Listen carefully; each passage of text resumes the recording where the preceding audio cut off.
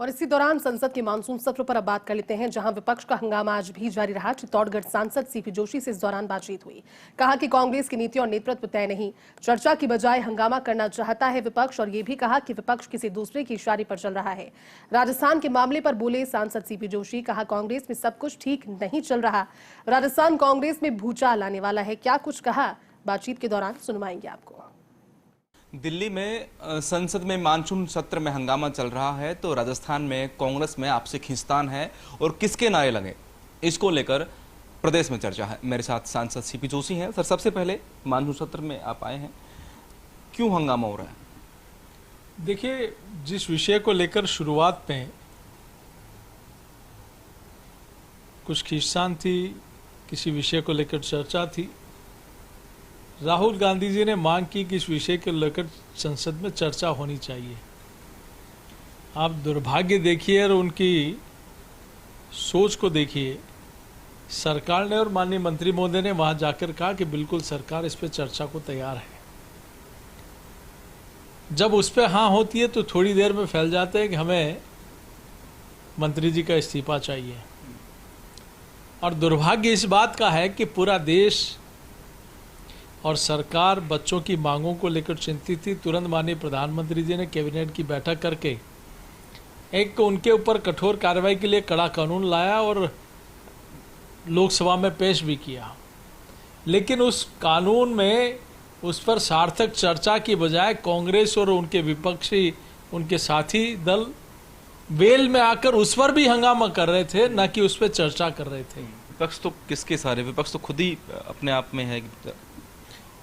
नहीं, ये कहीं न कहीं कुछ ताकतों की कठपुतलियां बनकर खेल कर रहे हैं। कुछ लोगों को ये पसंद नहीं है और ये हजम नहीं हो रहा है कि भारत दुनिया की सबसे तेज बढ़ती हुई अर्थव्यवस्था कैसे बन रहा है।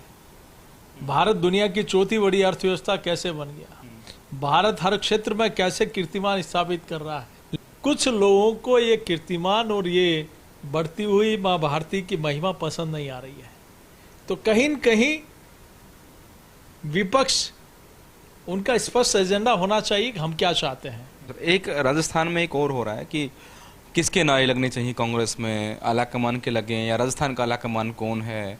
ये बैठकों में, बैठक शुरू होने से पहले कहा जाता है कि भाई कोई किसी का नारे नहीं लगाएगा, तो ये क्या चल रहा है? गहलोत साहब ने जिनको बनाया वही आज उनको नसीहत दे रहे हैं।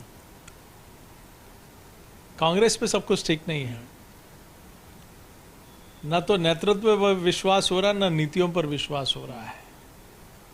दिल्ली में भी राहुल गांधी जी के नेतृत्व पर देश के और कांग्रेस पार्टी के नेताओं को विश्वास खत्म हो गया। इसीलिए आप देखिए कि पिछले 10-15 वर्षों में कितने नेता कांग्रेस और राहुल गांधी जी के कितने नजदीक थे, वो छोड़कर चले गए।